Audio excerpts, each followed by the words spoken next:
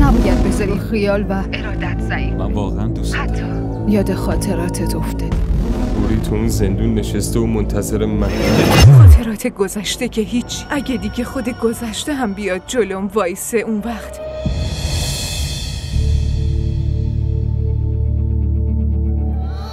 من تو رو خیلی دوست دارم. هر مشکلی هم داشته باشی نمیتونی منو برای خودت نگه داری. شاهمیر واقعا نباید الان میرفت. به نظرم اون باید چند روز بیشتر پیش زنش میموند. تو ما زنا رو نمیشناسی جمال. میخوایم همه جور هوای عشق و محبتمون رو داشته باشیم.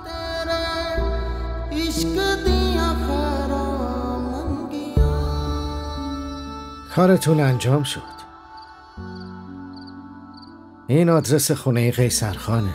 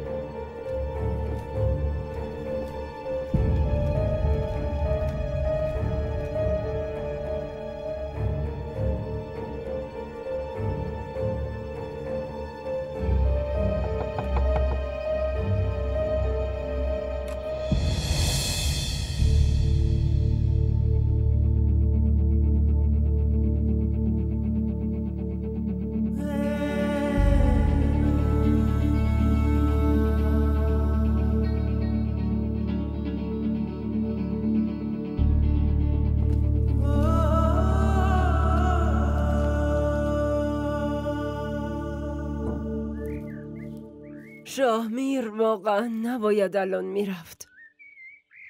به نظرم اون باید چند روز بیشتر پیش زنش میموند. مادر جان کلی درس داشت. گیر کرده بود دیگه. بره 6 ماه که بیشتر نیست. اینم میگذره. بعدم زنا میتونن تو هر شرایطی زندگی کنن. یاد میگیره. اوریم یاد میگیره. یاد گرفتن و خوشحال بودن خیلی با هم فرق دارن. من که میگم هوری و چند روز دیگه بفرستیم خونه مادرش.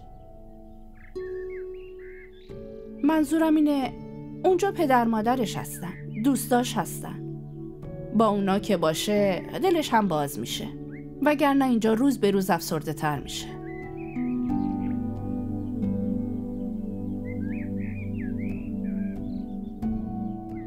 هوری؟ بله مادر جون. بیا اینجا. تو بشین الان میام.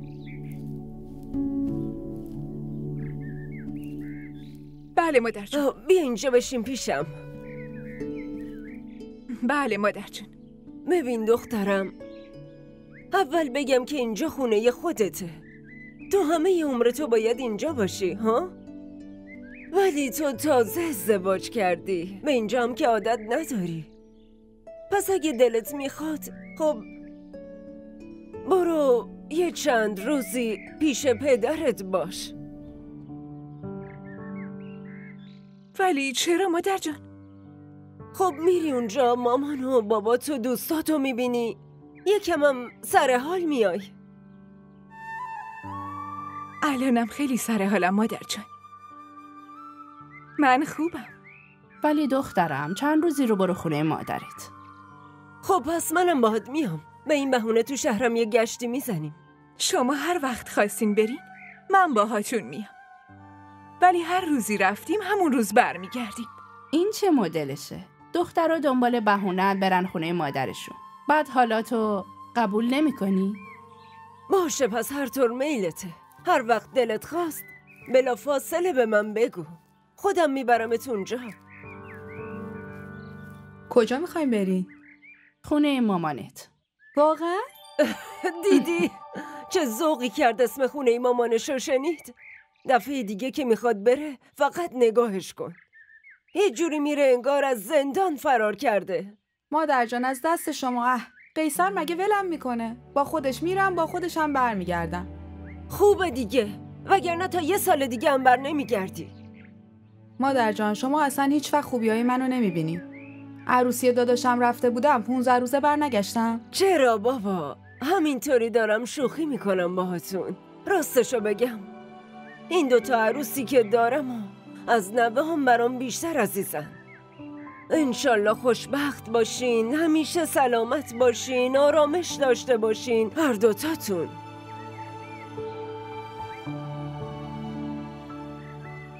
به چی فکر میکنی؟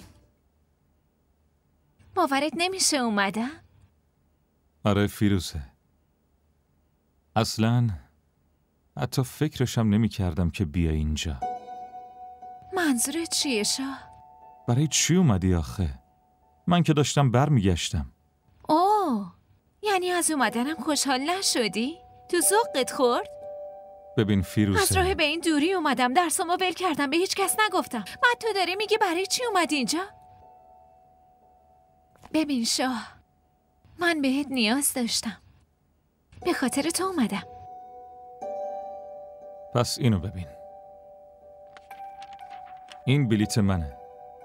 وقتی بهم پیام دادی تو مسیر فرودگاه بودم. صبحم که بهت واتساپ پیام دادم. اون موقع توی پرواز بودم. تازه هر روزم همینو میگفتی که دارم میام. دروغ میگفتی دیگه. این دفعه چطوری باور میکردم که داری میای؟ الان دیگه باورت شد؟ بلیتمو دیدی؟ آره باورم شد. خوبه. حالا استراحت کن، من یه بلیت واسط میگیرم.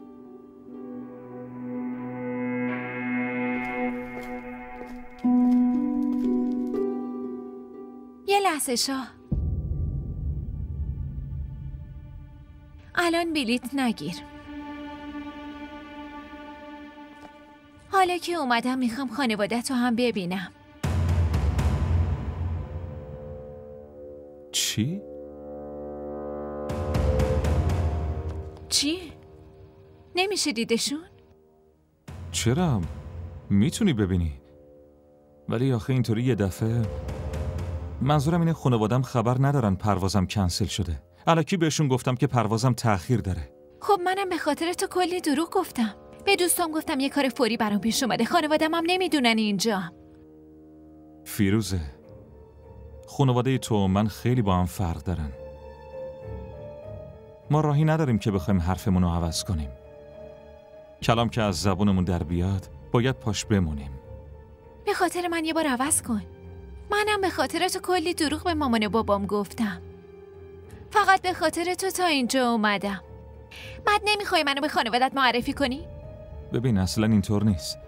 چند ماه دیگه که امتحانمون تموم شدن اون وقت حرف میزنیم. نه خیر، الان باید خانوادت رو ببینم. ببین خودت منو ببر دیدنشون، وگرنه خودم میرم.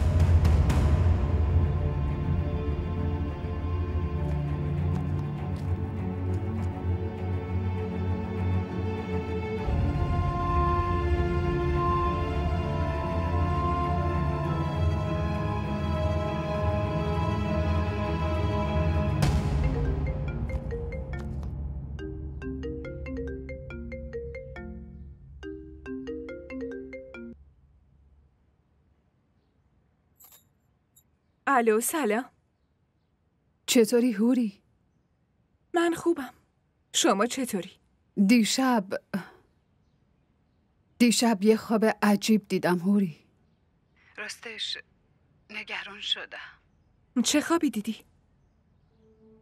هوری تو باید خیلی مراقب خودت، زندگیت و شوهرت باشی. آبروی ما الان وابسته به توه. اگه تو زندگی تو حفظ کنی مام خوشحالیم و خیالمون راحته. مامان، به خاطر عزت و آبرو و خوشحالی شما کارایی که نمیتونستم هم انجام دادم. دیگه برای چی از این خوابا میبینی؟ دست خودم که نیست هوری. خواب که هیچی. حتی دلم نمیخواد که توی ذهنم به نابود شدن زندگیت فکر کنم. برای همین از صبح دارم صدقه میدم.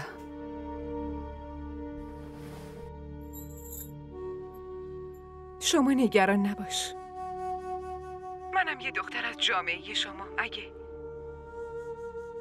برای اینکه جاپام صفر باشه میتونم از خوابایی که دیدم بگذرم. میتونم هم کاری کنم که خوابای شما هم تعبیر نشن. خدا کنه همین باشه. الانم که باید خونه شوهر تنها باشی. تا وقتی شاهمیر درسش تموم نشده و برای همیشه برنگشته باید حواستو جمع کنی. هوری، تو هر شرایطی، تو هر اوضاعی نباید بذاری فکر و خیال و ارادت ضعیف بشه. حتی اگه به خاطر تنهایی یه موقع یاد خاطراتت افتادی. من که بهت قول داده بودم. خاطرات گذشته که هیچی. اگه دیگه خود گذشته هم بیاد جلوم وایسه، اون وقت بازم چشامو پایین میندازم. امیدوارم خدا از سایه گذشته حفظت کنه.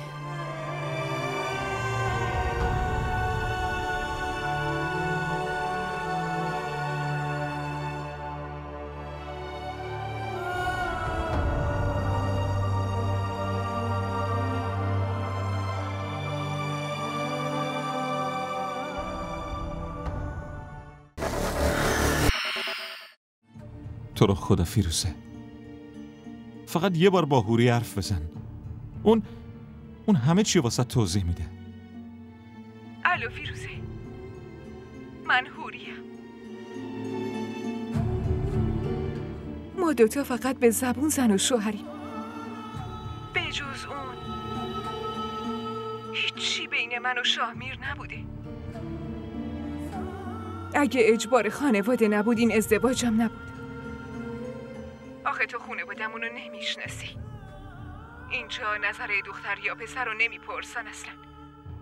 بهشون هم فرصت نمیدن که با هم دیگه حرف بزنن. برای همینه که شاهمیر هیچ تقصیری نداره. اگه امکان داره سعی کن شرایطشو درک کنی. اون فقط تو رو دوست داره.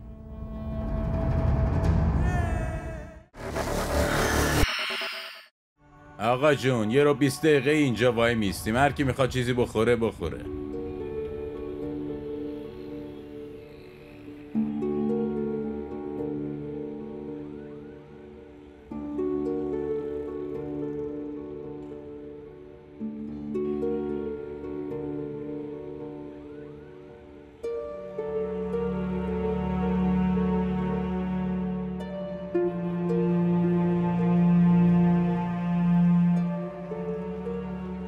نمیدونم چرا اومدی.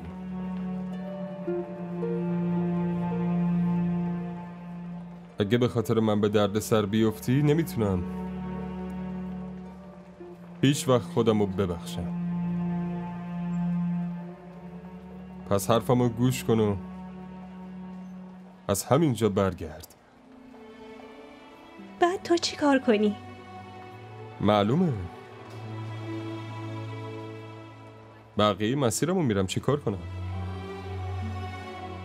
اونجا میری و مثل یه بدبخت خسته آوارگی میکشی، یا مثل عاشق دیوانه زل میزنی به دیوار و به امید دیدن هوری روزتو شب میکنی. اصلا نیازی به این کارا نیست.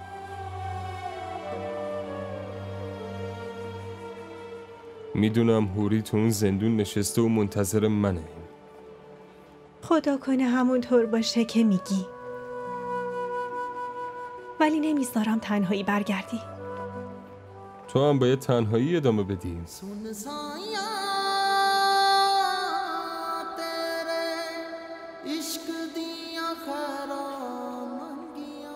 پس چرا بازم میخوای بیای؟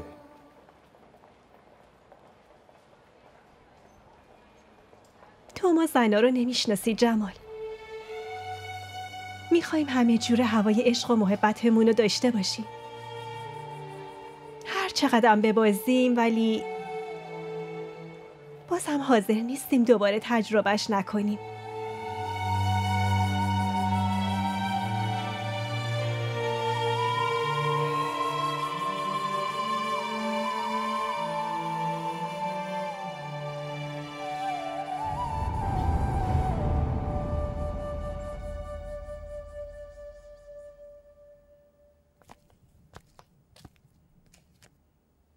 تو چه فکری هستی شاه؟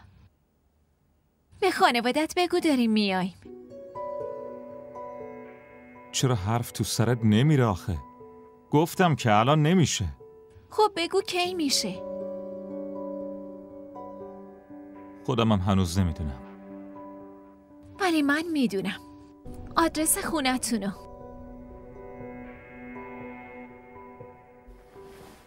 با پرواز بعدی برمیگردیم. تا خانوادت نبینم هیچ جا بر نمیگردم. تو چت شده فیروزه؟ آخه چرا لج میکنی؟ چون بیشتر از این نمیتونم خانوادم رو معطل کنم. بابا میخواد قبل از اینکه بره آمریکا منو شوهرم بده. ببین فقط همین 2-3 ماه فرصت داریم. تو هم اگه الان به خانوادت معرفیم نکنی یا قضیه ازدواجمون قطعی نشه دیگه منم باید با بابام برم آمریکا یا با یکی دیگه عروسی کنم. همه اینا رو هم بابام همین دیروز به هم گفت. برای همینم منتظر نشدم اومدم اینجا.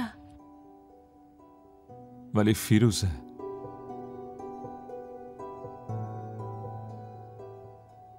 الان نمیتونم با خودم ببرمت خونمون. چرا؟ در مورد رابطمون چیزی بهشون نگفتی؟ نمیخوای با هم ازدواج کنی نه؟ بگو شاهمیر چرا ساکت وایسادی؟ منو برای سرگرمی میخواستی؟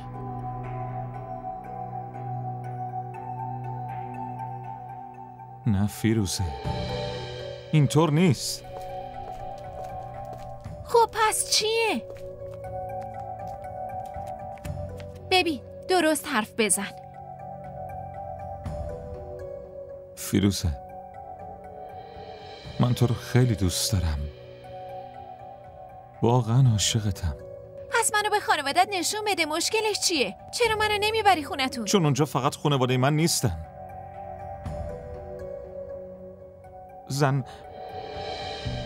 زنم هم هست.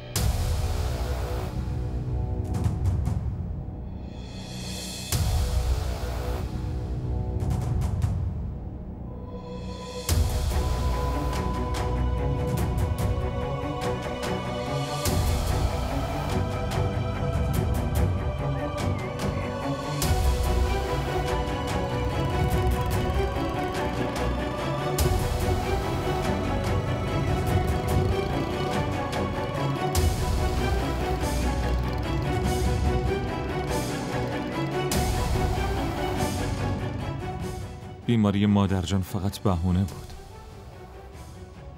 در اصل اونا برای عروسیم گفته بودن بیان.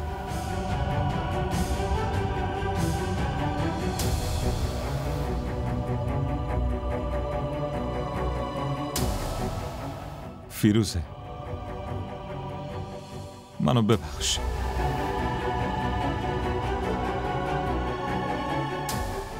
ببین برای این بهت نگفتم چون از بچگی من و هوری به نام هم بودیم. تو فرهنگ ما آدم از جونش دست میکشه ولی از حرفش نه. پس این همه مدت داشتی الکی بازی میدادی؟ نه فیروزه من تو رو خیلی دوست دارم. فقط میترسیدم از دستت بدم. برای همین حقیقت زندگیمو بهت نگفتم. برای من داستان نگو دروغگو. تو این همه مدت داشتی گولم میزدی.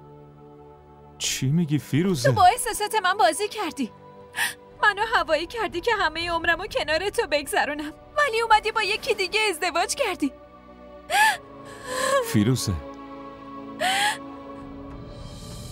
فیروزه خانوادم بد جور مجبورم کردم. حتی نمیخوام اسممو به زبون بیاری. ازت متنفرم شاهمیر. فیروزه من تو رو دوست دارم. خیلی خیلی دوستت دارم. اگه حرفمو باور نمی‌کنی خب اصلا از هوری بپرس. من تا حالا حتی تو چشاش زل نزدم. داری دروغ میگی شامیر، تو الانم داری به هم دروغ میگی. راست میگم فیروزه. من به اصرار مادرجان و خانواده‌ام با هوری ازدواج کردم، ولی هیچ وقت هوری رو از ته دل قبول نکردم. حتی درباره تو هم همه چی رو بهش گفتم. حرفمو باور نمی‌کنی آره؟ پس وایسا، صبر کن. الان هوری رو میگیرم که بهت بگم. نمیخوام با کسی حرف بزنم. همش میگفتم برای چه اینقدر دلم شور میزنه، چرا اینقدر انرژی منفی میگیرم. نمیدونستم تو اینجا. فقط خواهشاً یه بار با هوری حرف بزن. تو یه قالتاقی، یه دروغگویی. الو شامیر. سلام. فکر کردم الان تو هواپیمایی. چی شده؟ نرفتی؟ چی شده آخه؟ نه، چون که منو گول زدی. از عشق من سوء استفاده کردی. الان کجایی؟ همینجام. فیروزه همینجاست. چی؟ آره. به داداش دروغ گفتم. الکی گفتم پروازم تأخیر داره و توی شهر موندم. فیروزه فهمیده ازدواج کردم و خیلی ناراحته. داره با هم دعوا میکنه. خواهشاً خودت بهش بگو من و تو با چه وضعی ازدواج کردیم.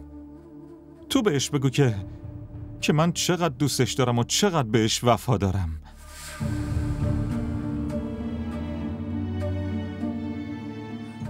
تو رو خدا فیروزه، فقط یه بار با هوری حرف بزن. اون همه چی واسه توضیح میده.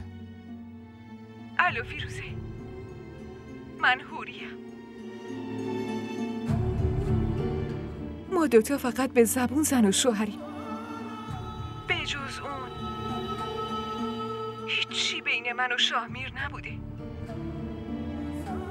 اگه اجبار خانواده نبود این ازدواجم نبود. آخه تو خانواده‌مون رو نمیشناسی. اینجا نظر دختر یا پسر رو نمیپرسن اصلا. بهشون هم فرصت نمیدن که با هم دیگه حرف بزنن. برای همینه که شاهمیر هیچ تقصیری نداره. اگه امکان داره سعی کن شرایطشو درک کنی. اون فقط تو رو دوست داره. منم هیچ مشکلی با رابطه شما دوتا ندارم. هیچ وقتم براتون دردسر نمیشم. اون فقط برای توه. خیالت راحت باشه.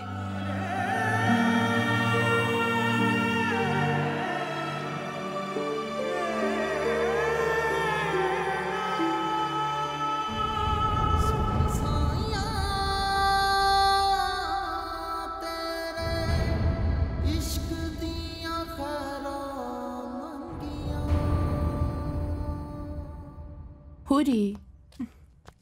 بله مامان. دخترم با شاهمیر حرف زدی؟ نه باهاش حرف نزدم. گفتش برسه فرودگاه خودش زنگ میزنی. ولی فرودگاه که نرفته، پروازش تأخیر داشته، رفته خونه یکی از دوستاش. کی بهتون گفته؟ قیصر زنگ زد، میگفت شاهمیر رو رسونده شهر و رفته جایی. تو یه زنگ بزن بپرس خونه کدوم دوستشه، بعدم پروازش چه ساعتیه. الان میپرسم. راستی غذا حاضره، زنگ زدی زود بیا غذا سرد نشه.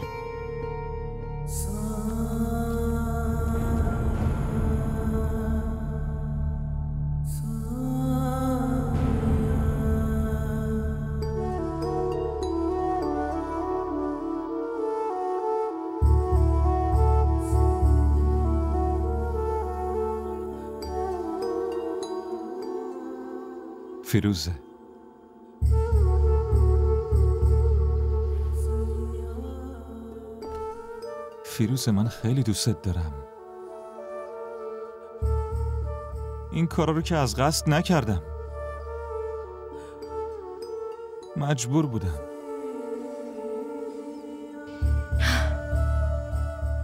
خب برو پیش اجبارت بمون. از امروز دیگه هیچ کاری بهت ندارم. اینطوری نگو دیگه. من هنوزم فقط برای تو هم. مگه نشنیدی هوری چی گفت؟ من و اون اصلا عین زن و شوهر نیستیم. اون برای من فقط یکی از قولای خانوادمه. همینو بس.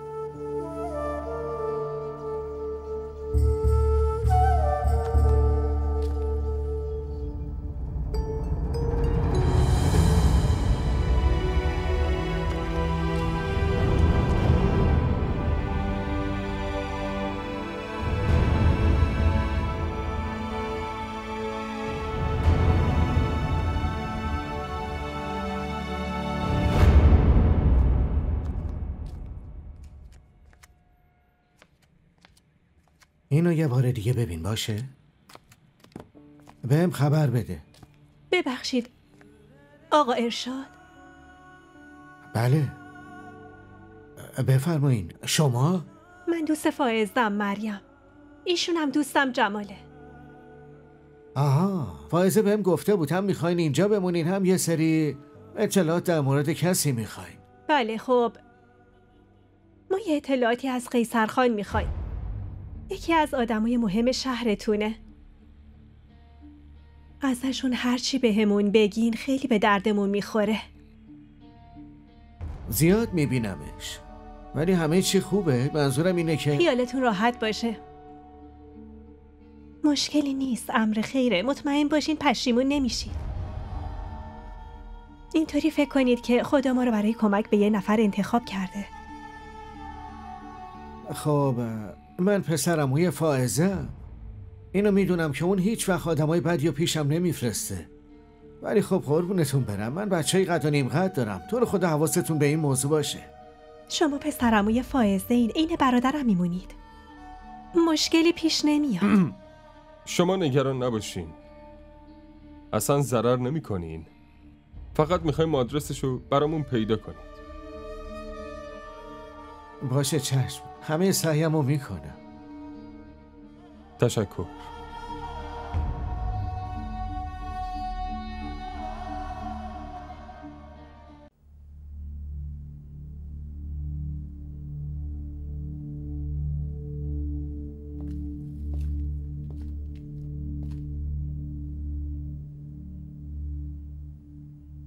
چقدر تو فریب استعداد داری. میدونی جلوی هر کی چه نقابی بزنی، چه رفتاری کنی. قشنگ بلدی. کجا پسر خوبی باشی و کجا شوهر مظلوم. کجا هم عاشق دلخسته بیچاره. همه رو میدونی. ما زنو اسممون بد در رفته که این پروانه 100 تا رنگو با هم داریم. ولی تو میدونی کجا باید طبق شرایط چه رنگی عوض کنی. خیلی هم توش ماهری. فیروزه، مگه غیر از اینه شاهمیر؟ با اینکه به یکی دیگه قول داده بودی، به من وعده دادی. الانم که شدی آقای یکی دیگه میخوای آقای منم باشی؟ این کارت نشون میده که چقدر بزدلی. نه زرنگ. تو چی فکر کردی؟ میتونی 2 تا زن رو بازی بدی؟ این 2 تا زن دارن با خودت بازی میکنن. یکیشون باهات دعوا میکنه، اون یکی پست میزنه. ولی حیف تو معیارها و خواسته های منو نداری. خیلی بی‌ارزشی، به درد نخوری. یکی منتم هم بکشه عشقشو قبول نمی کنم. بعد تو میخوای عشقی که رفته رو گدایی کنم و بخوام؟ شاهمیر، من تو رو خیلی خوب شناختمت. هر مشکلی هم داشته باشی نمیتونی منو برای خودت نگه داری.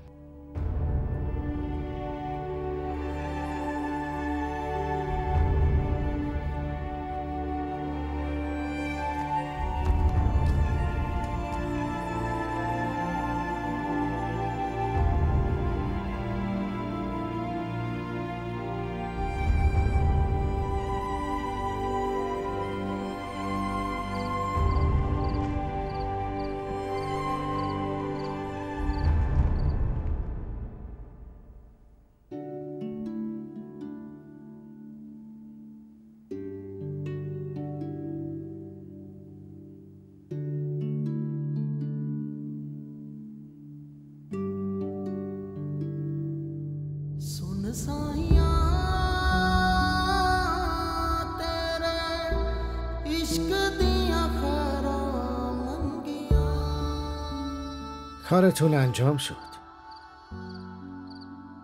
این آدرس خونه قیصرخانه.